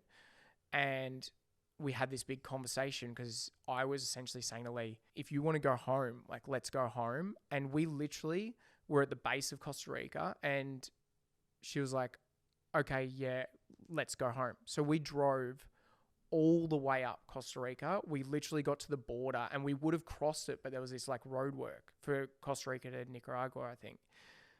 And the whole time we were kind of like, we were trying to like reflect on the positive, but Lee was really emotional and she was kind of crying a lot. And then we slept on it. And when we woke up in the morning, she's like, I've changed my mind. Like, I think we just need to get straight through Panama and go to South America. She's like, I think I'm just got this, I've overly hyped up the difficulty of this crossing. I want to go down. I want to keep going. And honestly, it was hard for me because if everything was going really good, I wanted to keep going too. Like I was loving everything other than that Lee was unhappy, and I was trying to do everything I could to support her in that. At the end of the day, I had said to her, I'm like, if it's YouTube, if it's whatever, like, let's stop. There's, you know, the relationship meant so much more to me than a channel and stuff like that. But just the way we ended up, the decisions we ended up making, we kept going. And, you know, part of me questions that, like, what if I push harder to be like, no, let's go home.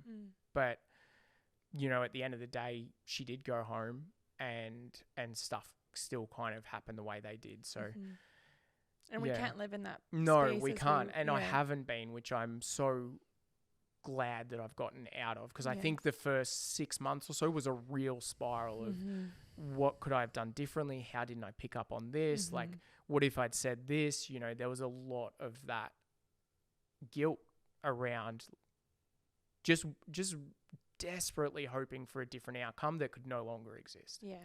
I carried a lot of that too. Yeah. I really want to, sorry, go ahead. No, go ahead. No, I really want to get back to what we would recommend to people supporting a partner through it, but I first want to hear from you. Well, I was just going to say, like, yeah, like during that time where she moved to California, like I carried a lot of guilt. Like, why wouldn't we just go and be with her? Right. She was kind of all alone there. But it was COVID. I know, but I know. That was like a big thing for me to like come to terms with. It's just like, you can't live in regret. You know, we tried to support her as much as we could. And you guys were like such great friends to Lee, and she always talked about that. So and I know that in my heart of hearts, like I absolutely know that we did exactly what we could, babe. So don't go back there. I think something that I really learned in that process, I think it was your mom speaking with you and then you relaying it to me, or maybe when I spoke with your mom, but something I was doing that I wish I had better tools at the time to understand was I was always trying to remind her of how amazing she was. Yeah. So I was saying, instead of just listening to her thought about not being a good friend, I would instead remind her of, like, you're the best friend. You're the most amazing friend. Like, I love you so much. And sometimes when the person is struggling, that can then be internalized as she doesn't even see me for who I really am. Yeah. As opposed to, I think the tool was remind them, when you made me that sandwich yesterday, I felt really loved and seen by you because you knew I'd be hungry, and giving them concrete, real examples, evidence of it, evidence, as opposed to just saying, how do you not know how amazing you are? Because then they're feeling like, oh my gosh, I'm a fraud because my best friend doesn't even see me for who I really am. I also feel like having that conversation in person is, like, I know we couldn't, but I just think, on FaceTime, it just doesn't compute. You miss stuff. Yeah. Yeah. And another thing that I've learned that I've actually taken from that experience and done with another friend going through depression was giving them space to ask the question of, are you considering suicide, and what does that look like? And it makes me, it's so painful. But to give space to someone to say out loud, yes, and this, and this, and watch them say it out loud and it lose its power just a little bit, knowing that someone's got your back and that it's not this thing in your head that's so dark. And I don't want to use the word like you're embarrassed for feeling it, but there's shame around having those feelings as well, right? Yeah. I think people are really, and understandably so, really nervous about having that conversation, even to the point that they think that maybe by asking it, you're going to put the thought in their head. Yes. But what I feel like I've learned since then is, like, that thought, even if they're not considering it right now, that thought has really been through their head. And I think you get obsessed with it. They're they're thinking about it a lot. Yeah. Right? And so I think, like you said, it's really important to establish. And this is actually even something as like when I was a paramedic, was like, when you talk to someone that you're worried, you're concerned about, like, part of the mental health, like, questioning is like, have you considered it? And if you have, do you have a plan? Because that kind of shows like they've gone to that next step of not like, I've considered it. It's like, I'm actually thinking about ways to actually action this thought. And obviously that is a huge concern if someone is saying that, and you want them to be completely open with you. But I think that really flags warning bells of like, let's get all of the support network knowing. And I think for us, that was a really difficult thing with Lee, was knowing like, she's told me this, and either assuming everyone else knows, or like being concerned about stepping in on her privacy to then talk to her parents or her sister or someone to be like, I really think you need to be like, especially when we're not physically there, to be like, you need to be there because I'm really concerned about her. And I think that was almost one of the biggest things that I took away from that was like, we weren't all on the same page. We weren't. And when we all talked to each other afterwards and all these puzzle pieces fit together, we went, shit. Like if perhaps we had all been on that same page, then I think there would have been more urgency in being like, let's get her back to Ontario and let's get her into I don't know what you call it here, but in Australia she'd be going to like the mental health section of a hospital, and like to ensure she's getting the proper treatment until she feels out of that current state kind of thing. And I think having those difficult conversations seems so scary. But if you're at the point where you're considering having those conversations, you know that person really well, then it is scary. But I think, as you've seen with what's happened to us, the outcome the other way is just so much worse. It's so true. Yeah. So true. And like I said, a big learning was all of that for me. And I'm really proud that I was able to be there for a friend who really needed it. And And luckily it didn't go that way for them, you know? And so it's just another blessing and a lesson and a gift. Yeah. There's so much. I just think there's still so much we don't understand about depression and mental health. And like the fact that so many people were showing so much love to Lee, and that she can still feel that they see the wrong side of her because that's not how she feels, that she doesn't feel worthy of that, shows just how brutal like illness it is, depression is. I feel so strongly for anyone that's going through depression, but I also feel so strongly for anyone that's the partner, because it is extremely difficult to know what to do. And most of us aren't professionals. Most of us, this is completely new to us. And yeah, I think reaching out and getting support from other people is key. And looking back on what happened, you know, if someone is experiencing that, I think to have, like we talked about, that open communication with all the loved people, and having one person kind of, you know, steering that ship, you know, managing medications, managing, you know, communication. I think that would be my big advice for anyone who's, you know, whose partner's going through this or has a loved one, is, communicating with everyone involved.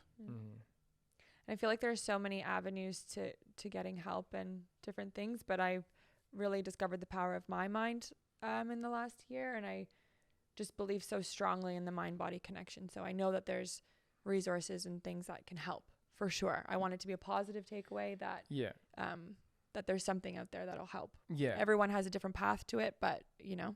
And also with that, I think because we've got so many amazing loved ones around us, it's easy to assume that everyone has all these amazing supports. And the reality is that there's a lot of people that don't have these like close friends or family in their life. But that's where I think it's so important that if you're in that position and you're feeling isolated, then you need to reach out and call, you know, one of the helplines or organize some therapy. And I know, depending on where you are, that can still be difficult as well.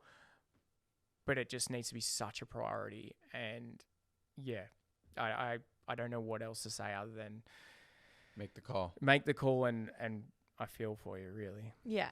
And to know that there's so much love on the other side. It can be so dark in those moments.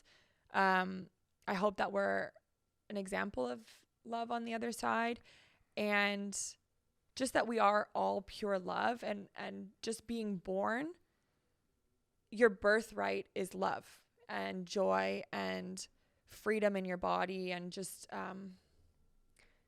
happiness, really. And I just want that for everyone, and I know that everyone can get there in whatever way it is for them. So I love you, whoever's watching. I really love you. And I've been on a journey of self-love, which I think would really shock a lot of people, but I also felt very unworthy, even though I was surrounded by so many beautiful people. There was this constant conversation of, what did I do to deserve this? Well, I was born, and I am who I am, and I give beautiful love, and so I'm worthy of receiving beautiful love. And so is everyone who's listening. So yeah, everyone deserves to be loved. We're all one. We're all connected. That's what I'm learning. It's so true. So true. Yeah. Like everyone on this planet is connected, and you should treat everyone like they're your brother, your sister, or your best friend. That they're you. Just treat everyone with kindness. Yeah. For sure. Yeah. I think that was beautiful. Shall we pull some cards? Yeah. Let's do it. Okay, Max. You didn't think it could get deeper. If you were to die today and not have a chance to speak to anybody, what would you regret not saying to someone, and why haven't you said it? Ooh. Yeah, that's real talk, man. Yeah, it gets me every time. I'm always crying in this segment. It's honestly a toughie. And do you know my initial reaction is that I feel like I tell everyone in my life that I'm really close to how much they mean to me. But I think, and I'm honestly a bit surprised by this, and I'm going to have to call her after this, but my sister is actually who I would say, my brother and I have such a close relationship, and we tell each other we love each other all the time. And my sister I just love so much, but we're not as good at talking to each other. And I feel like me and my brother are just so similar in so many ways, but I think my sister is just such an epic person. And she's like, honestly, like I could go on about, like, she's a doctor, she speaks fluent German, she does sign language, she works in the state emergency services, she's traveled to all 50 states of America in a van on her own. Wow. Like, she's just done all these incredible things. And I think I'm still learning to be better at communicating with her. So I think I would just tell her how special I think she is. Can I suggest something? So beautiful, Max. Can you send her a voice note right now? Just saying you were thinking of her? Why not? If you don't want to, you don't have My to. phone's But off, but I'll have to turn it on. Oh, it's on. so beautiful. Yeah, I can send that. I feel like I already said this, Max, but I'm so appreciative of amazing men in my life, and I'm so appreciative that you're here showing everyone like this side of you too. I know that you are authentically yourself online, but I think you're by yourself a lot, so it's hard to see that dynamic of how giving you are and how open you are, and I'm just so grateful for you and for you to be here right now sharing as openly as you are. It just means a lot. Yeah, Thanks, and it's guys. going to mean a lot to a lot of people. I'm tearing up a little bit. Yeah, it's beautiful. I look up to you tremendously. Aw. Likewise, I really bro. do. Likewise to both of you. What do you admire about Max the most? I admire that his openness, like his willingness to be vulnerable, and you know, even when we FaceTime, like we have a lot of laughs, but he's always like, he leaves space. You know, he's just a great friend that, you know, he can tell if I'm off, and he's willing to leave space to let me talk. And yeah, even though he lives on the other side of the world, like, you know, it's cool to have a friend that you can FaceTime and be that comfortable with. Yeah. Yeah.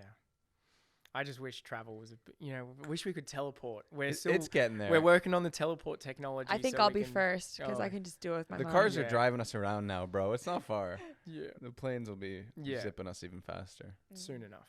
Mm. Mm. You don't have to I voice. can Are if you you down? want. I think it would be cool. Yep. Okay. I'm ready. I've got it open. Facebook Messenger. So I love for some that. reason, my family's on Facebook. I was Messenger, making fun of him this morning for that. but Yeah. We should get off that. I also don't use WhatsApp. So. All right. Hey, Laura. I just wanted to send you a quick voice message because I was thinking about you, and I actually had this question asked me that kind of really made me want to reach out and just make sure you knew just how special I think you are and just how much I love you. And I think we should catch up when we get back. You should come up to the property and we'll hang out. Okay. Love you. Bye. Max Bids. Sent. What a guy. Oh. That is You're what right. It got this- deeper. I didn't think it would Exactly. get deeper. That is so beautiful. I just think this game also is just like, what a prompt. Hey, because when else are you going to, like, I want everyone to now that be their prompt to go and Stop. just tell Pause someone. the podcast. Yeah, you and love. even a voice note, because then it's been sent, right? We could have moved throughout our day. We got a big day planned this afternoon. Yeah, we've got a big day. You know, planned so this you afternoon. might not have done that. So it's really cool. And if you're listening to this and you're thinking of that person, just pull over, stop doing laundry, whatever you're doing, and just send them a voice note. Let them know you're thinking of them, and then maybe, you know, you guys can meet up and reconnect. I think it's really special. Yeah, super special. Okay, to wrap this up, we have a new segment we want to bring called Spill the Tea. Max, can you spill the tea on something that's happened that people don't know about you? Maybe we don't know about you. Story, something interesting. Spill that tea. Just to give context, when I moved to uni, I could barely afford it. I worked a lot. I worked at a bar, and then I worked at a Kennards Hire, like an equipment hire joint. And I was kind of, the only reason I could afford to move there was because my rent was really cheap because it was in kind of a dodgy area.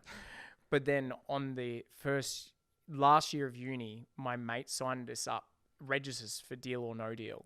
And he could bring 5 friends, and we did an audition day and all this. And What? Howie Mandel? sorry, Howie Mandel? what's the that? host. Oh How no, Australia's got its own version of Deal or Oh. No Deal. Did you know this? No. And then they interviewed everyone, and they interviewed us as, rather than as 6, they were really interested in the 4 paramedic student dynamic. So they interviewed Sam, Jimmy, Jai, and I, who we all met in the first week of paramedics, and 16 years later, we're all still best friends. And so they interviewed us together, and they must have loved the dynamic. And so a few months later, I got a phone call, and they're like, "Are you available for this date?" And I wasn't. I can't remember why. I said, "No, I can't do it." And they're like, "Okay, no worries." And then I talked to Sam, and he's like, "That's weird. I didn't get a call." And it was kind of weird because he organized it. But then the next day they rang me and they're like, "How about this date?" And we could all do it. So I said, "Yep, let's go." But then we sat through, because I think they filmed like 5 episodes in a day. So we sat through like 3 episodes of kind of just being in the background audience. And in between each, there's an MC that comes up and kind of like hypes the crowd, gets them so they're still into it. And after, I think we stopped for lunch, and we were kind of like, even though we were uni students not doing that much else, we were kind of like, this is such a waste of the day. Like, free lunch, sick, but otherwise, like, you know, we could be going for a surf or whatever. But then the one after lunch, the MC came out, he's G'ing everyone up. And just as me and Sam were in the front row and Jai and Jimmy. G'ing everyone up? Oh, sorry. He was like working the Hyping us crowd up. up, making sure we were lively kind of thing. And yeah, it's a G up. And just when he was walking off stage, he walked past the front row of our one and he just goes, "Heads up, Max," as he's walking off. And me and Sam, He because just said heads up to you? "Heads up, Max," which, you know, I mean, I hate to spill the beans on Deal or No Deal because it's meant to be completely random. But me and Sam looked at each other and were like, "Oh my God. Oh my God." And so, like, when Deal or No Deal starts, it's like audience bay 3, which we were in. And then they're like, normally it's like seat something thinger. And me I and have Sam. no idea what we're even talking about. I don't know what Deal or No Deal is. Oh, that's Oh, hilarious. so it's a game. It's a game show. Yeah. So you're getting chosen to be on the screen? You have to, like, you explain it. Yeah. So, well, just for that part, for starters, if you watch it back, me and Sam celebrate before they even name me, because we were like up and about. We got up there. I had a bit of a tactic in mind already because I'd watched the show before, and you always save your friends till last, because if they open it, they guess what it's going to be before they open it. And if they correct guess, it's like an extra $500, which when you're in uni, $500 is so much money that I was like, I'm leaving to them to last, because just odds are you'll get. But in the end, I got to over 30,000 in my because they give you offers depending on what you knock out. I got to over 30,000, and my grandma, who does watch it all the time, had always said to me, if you get offered more than $30,000 and you don't take it, you're greedy. And it was like 30,500. So I was like, I'm taking it. You know, this is absolutely life-changing money for me. My friends and I agreed going in that if one of us got on the podium, like being the one out there, they would get half the money, and the other 5 would split 5 ways, the other half. And then with the correct guesses, we got another $1,500. So we got 32 grand. So we got 16 each. They got about 3 and a bit grand each. And it just really, like, it was amazing. That's cool. I didn't know that. Amazing story. Set me up for life. And then we all went to Bali for a month, completely paid for. Did my first ever surf boat trip. That is. I bought a motorbike, everything. Why not? Yeah. If I came into $16,000 when I was in my first year of university, whoa. Wow, what a story to keep from us for like 7 years of knowing that's you. shocking. Sorry that we didn't about know that. That's okay. Now we know who's paying for dinner tonight, too. Yeah. Dinner's on me. I feel like it's been a really impactful episode. And even though I know you so deeply, it always feels really special to sit in this completely uninterrupted environment. You know, now I have Frankie on one hip often, and just to have this time together was really, really special. So thank you. Oh, I loved it. And I agree. I mean, I think we do actually sit down and have a lot of real talks, and like Saturday night was a good example where we did do that. But to get this amount of time unfrankie interrupted. Yeah, no phones, like all that or stuff. Or Eamon just like going off midway to do the thing he just thought of in his head. Exactly. To have Eamon focus for over an hour is incredible. You were starting to lose me in that deal. I saw it. I saw it. It was a little long. Like the whole lead up was like a little much. We have to edit that maybe. Yeah, edit that down. That's fine. But no, it was amazing. I've loved it, and I really appreciate you guys having me on. I feel like it's exciting to look ahead a little bit and tell everyone where you're at. You just mentioned you have people moving onto your property. Mm-hmm. What does like the perfect day, the perfect life look like for Max, and what's coming up from all of that? Honestly, I'm so excited about the future. My property is just getting better and better. For those that don't know, I've had it for a year now, and I've kind of been slowly adding to it. It was in a bit of disrepair, the house and even the land. So I've been adding to it. Pull and the python out of your fridge. Yeah, I haven't shown people that yet, but there's a sneak peek. There's the spill the tea we were looking for. Sneak peek. But I love it so much, and having my friends, really good friends, move on there, and then potentially having my partner move on there soon. I'm so excited to see that space grow as a community area, but also somewhere I'm really into at the moment, learning about growing veggies and fruit and stuff like that. So just getting more connected. I feel like I'm more connected with kind of the earth than I've ever been, because I'm seeing real season change while I'm in this one property. And how cool is that, by the way? Amazing. I feel like you don't have as much seasonality as we have here, but we, like the first 2 years on our property, just seeing the trees start to bud. Every day you walk the same path and you see like the little tiny little leaves popping up. Yeah. It's freaking amazing.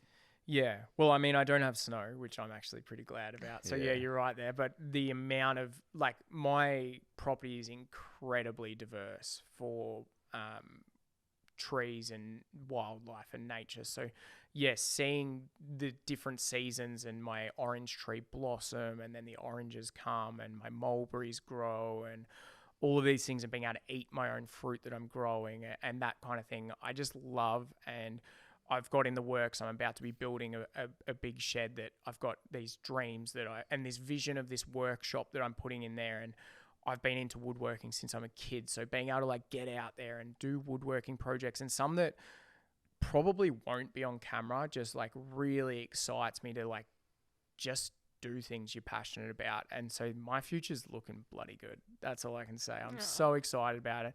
These guys are also potentially coming out. We are coming. Definitely coming out.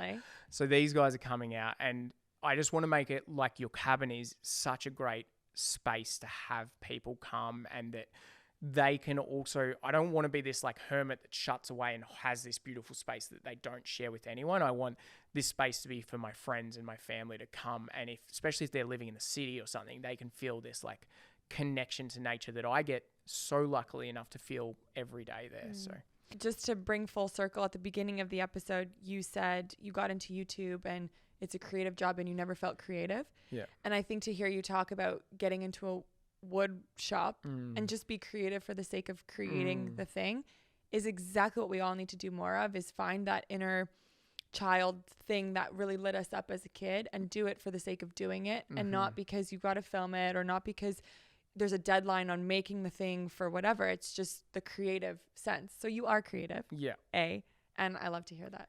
And I feel that even more. I know I just used an example, like take that trip at the start or, you know, buy that, whatever. But I think even more for most people is don't leave your passion till thinking you can play golf when you're retired or whatever. Or like it can be as simple as doing some woodwork or doing ceramics, or just get back to what makes you really set you on fire, you know? Exactly. Now, just quickly, you spent a summer or a few weeks with us last year with my tractor, and then you went and bought an excavator. Do you think that's like some kind of compensation? Like you getting a bigger tractor than me? Yeah.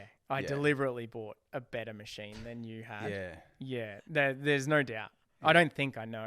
Yeah. I wouldn't. Although I think compensation's the wrong term. I think we have visual memory of compensating. Yeah. I mean, for anyone that doesn't know Eamon and I relationship, compensation isn't the right word, but I'd say competitiveness is huge. No, it's compensating for your small dick. Did you not get that? No. No. You know, it's like when the old short bald guy is driving the Ferrari. Oh, I know what compensating is. Don't worry, I know. Yeah. And I love that you were agreeing for a bit, but you didn't know what you were talking about. Yeah. Anyway, love you, buddy, and I can't wait to drive your excavator when we're there. And also for Max to be the MC of our wedding. Yes. Whether Huge. people understand you or not, we'll see. That'll Yeah. be a whole other ball game, but it's going to be amazing. Can't wait. And on that note, On that note, if you guys enjoyed the episode, please make sure you subscribe here on YouTube, wherever you're listening to the podcast. Just take 2 seconds, maybe send it to someone you love, someone who wants to hear, someone who could use a conversation like this in their life. yeah. And on that note, also shut it off and go outside and be with the people you love and go have fun. Love it. Make sure you follow Max at Max and Occy too. Thanks, guys. Lots of love. Peace. Lots of love. Wow.